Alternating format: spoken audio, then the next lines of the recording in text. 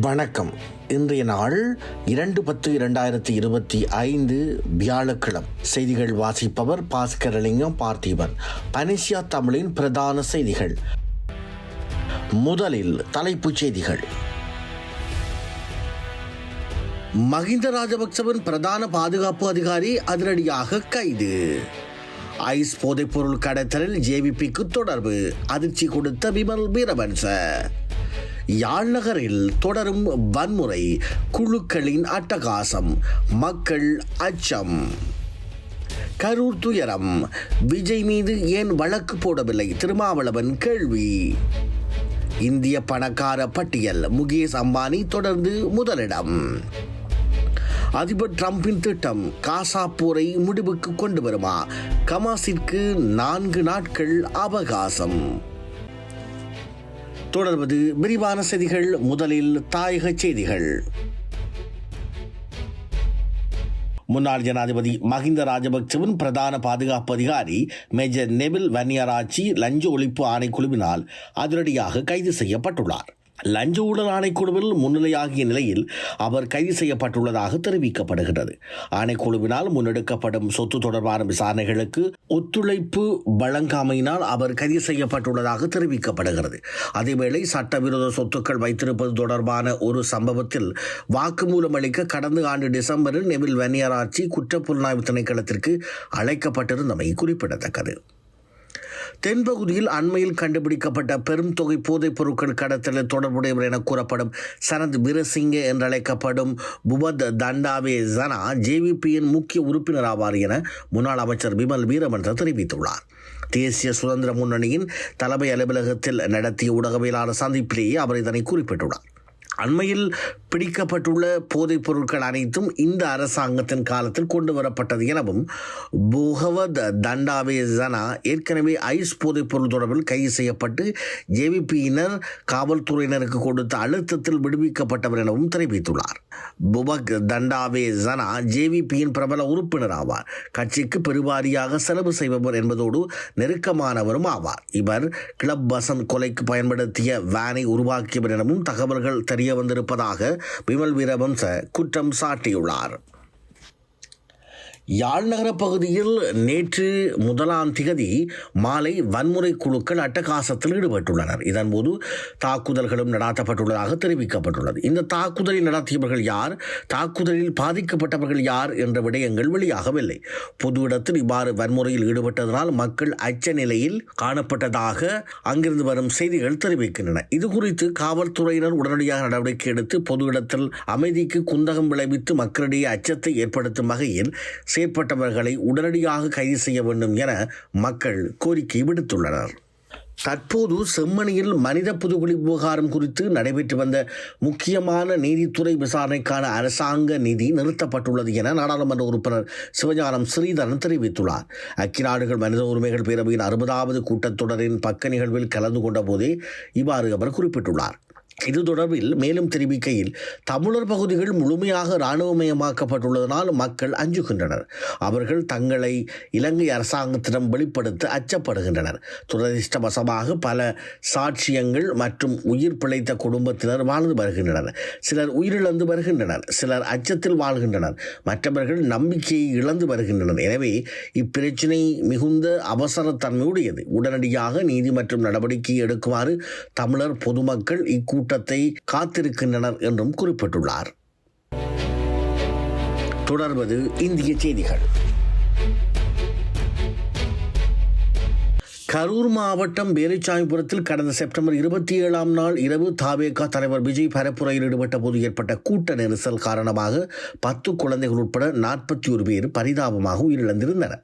நெஞ்சை விட்டு அகலாத இந்த துயரை சம்பவம் தொடர்பாக ஒரு நபர் தலைமையில் விசாரணை ஆணையம் அமைக்கப்பட்டுள்ளது. இதற்கிடையே இந்த சம்பவத்தில் விஜய் மீது வழக்கு பதிவு செய்யாதது குறித்து அரசியல் தலைவர்கள் பலரும் விமர்சனத்தை முன்வைத்து வருகின்றனர்.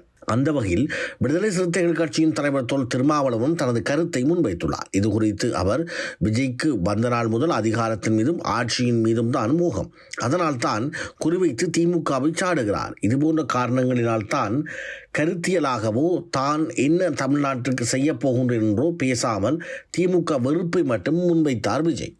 அன்னா ஹசாரேவை பயன்படுத்தி டெல்லியில் காங்கிரஸை தூக்கி எறிந்தது பாஜக. பின் கெஜ்ரிவாலை அப்புறப்படுத்திவிட்டு பாஜக வந்துவிட்டது. இதுதான் நாளை தமிழ்நாட்டிலும் நடக்கும். ஓரிரு தேர்தலுக்கு விட்டுப்பிடிப்பதே அவர்கள் வழி. அந்த வகையில் தற்போது நடப்பவையாவும் கலவர பூமியாக தமிழ்நாடு மாற அடித்தளமே. விஜய் மேல் ஏன் வழக்கு போடவில்லை? அவரை வீட்டில் உட்கார வைத்து அவர் வீட்டிற்கு பாதுகாப்பு போடப்படுகிறது. விஜய் என்ன வேண்டுமானாலும் பேச அனுமதிக்கப்படுகிறார். சிஎம் சார் எங்கிட்ட மோதுங்க என்றெல்லாம் சவால் விடுகிறார். இவ்வளவு செய்த பின்னும் அவர் மீது ஏன் காவல்துறை நடவடிக்கை இல்லை எனில் தமிழ்நாடு அரசுக்கும் விஜய்க்கும் அண்டர் கிரவுண்ட் டீலிங் இருக்கிறதா என்ற கேள்வி எழுகிறது என கடுமையாக விமர்சித்துள்ளார் தொல் திருமாவளவன் அவர்கள். 2025ஆம் ஆண்டின் ஹாரும் அமைப்பின் இந்திய பணக்காரர்கள் பட்டியலில் முகேஷ் அம்பானி மீண்டும் முதலிடம் பிடித்துள்ளார். M3M ஹருண் இந்திய ரிச் லேட் வெளியிட்டுள்ள தரவுகளின்படி ரிலையன்ஸ் இண்டஸ்ட்ரீஸ் குழும தலைவர் முகேஷ் அம்பானி மற்றும் அவரது குடும்பத்தினர் 9.55 லட்சம் கோடி ரூபாய் நிகர மதிப்புடன் இந்தியாவின் முதல் பணக்கார குடும்பமாக திகழ்கின்றனர். அதானி குடும்பத்தின் தலைவர் கௌதம் அதானி மற்றும் அவரது குடும்பத்தினர் 8.15 லட்சம் கோடி ரூபாய் மதிப்புடன் 2வது இடத்தில் உள்ளனர். இதற்கிடையே HCL டெக்னாலஜியின் தலைவரான ரோஸ்னி நாடார் மல்ஹோத்ரா ரூபாய் 2.84 லட்சம் கோடி சொத்து மதிப்புடன் முதல் முறையாக முதல் 3 இடங்களுக்குள் நுழைந்ததன் மூலம் இந்தியாவின் பணக்கார பெண்மணியாக தேர்ந்தெடுக்கப்பட்டார். இதே பட்டியலில் பாலிவுட் நடிகர் ஷாருக் கானும் முதல் முறையாக பணக்காரர்கள் பட்டியலில் இடம்பெற்றுள்ளார். தொடர்வது உலகச் செய்திகள். அமெரிக்க அதிபர் டொனால்ட் ட்ரம்ப் காசா போரை முடிவுக்கு கொண்டு வருவதற்கு பேரழிவுக்குள்ளான அந்த பகுதியை மீண்டும் கட்டியமைப்பதற்கு முன்வைத்துள்ள ஒப்பந்த கட்டமைப்புக்கு பின்னால் ஒரு உந்து சக்தி உள்ளது. ஜோர்டான், எகிப்து, கத்தார், சவுதி அரேபியா, ஐக்கிய அரபு அமீரகம், பாகிஸ்தான், இந்தோனேசியா மற்றும் துருக்கி உட்பட முன்னணி அரபு மற்றும் இஸ்லாமிய நாடுகள் இத்திட்டத்தை ஆதரித்துள்ளன. ட்ரம்ப் தொடர்ந்தும் எதிர்த்து வரும் பாலஸ்தீன அரசை அமைப்பதற்கான பாதையை பற்றி இந்த திட்டம் குறிப்பிட்டாலும் இஸ்ரேலிய பிரதமர் பெஞ்சமின் நெதன்யாகவும் டொனால்ட் ட்ரம்பும் அருகில் நின்று கொண்டு இந்த திட்டத்தை ஏற்றுக்கொண்டுள்ளார். இந்த நிலையில் காசாவில் சுமூகமான நிலையை ஏற்படுத்த ஹமாஸிற்கு ஆம் அல்லது இல்லை என்ற முடிவு செய்ய 3 முதல் 4 நாட்கள் மட்டுமே அவகாசம் இருப்பதாக ட்ரம்ப் தெரிவித்துள்ளார். முடியாது என பதில் வந்தால் போர் தொடரும் என்பது குறிப்பிடத்தக்கது. அமெரிக்காவின் தொழிலதிபர் எலான் மஸ்க் புதிய வரலாற்று சாதனை படைத்துள்ளார். உலக வரலாற்றில் முதல் முறையாக 500 பில்லியன் அமெரிக்க டாலர் சொத்து மதிப்பை எட்டிய நபர் என்ற சாதனையை மஸ்க் படைத்துள்ளார். இலத்திரனியல் கார் நிறுவனமான டெஸ்லா மற்றும் அதனுடன் தொடர்புடைய பிற தொழில் நிறுவனங்களின் பங்குச்சந்தை பெறுமதி இந்த ஆண்டு விலை உயர்வுக்கு கண்டுள்ளதால் இந்த நிறுவனர் மஸ்க் இந்த வரலாற்று சாதனையை படைத்துள்ளார். வெளிநாட்டு அறிவியல் மற்றும் தொழில்நுட்ப நிபுணர்களுக்காக ஒரு புதிய விசா திட்டத்தை சீனா ஆகஸ்ட் மாதம் அறிவித்தது. அப்போது அது பெரிதாக கவனிக்கப்படவில்லை. ஆனால் புதன்கிழமை முதல் அமுலுக்கு வந்த விசா கடந்த வாரம் திடீரென பேசுபொருளானது. காரணம், ஒரு இந்திய ஊடகம் அதனை சீனாவின் H1B என்று குறிப்பிட்டது. அமெரிக்காவின் H1B விசா திறன்மிகு வெளிநாட்டு தொழிலாளர்களுக்கானது. கடந்த மாதம் டொனால்ட் ட்ரம்ப் நிர்வாகம் அதற்கான கட்டணத்தை உயர்த்தியது. இந்த விசாவை அதிகம் பயன்படுத்துபவர்களாக இந்தியர்கள் உள்ளனர். சமீபத்தில் ஆண்டுகளில் இந்த விசா பெற்றவர்களில் 70% அதிகமானோர் இந்தியர்கள் தான். இந்திய ஊடகம் வெளியிட்ட அச்செய்தி சீன ஊடகங்களில் பரவியதும் சமூக வலைதளங்களில் பெரும் விவாதத்தை தூண்டியுள்ளது. இத்துடன் பனேசியா தமிழின் பிரதான செய்திகள் நிறைவு பெறுகிறது. செய்திகளை உடனுக்குடன் தெரிந்து கொள்ள பனேசியா தமிழ் நியூஸ் வலையொலியை சப்ஸ்கிரைப் செய்யுங்கள்.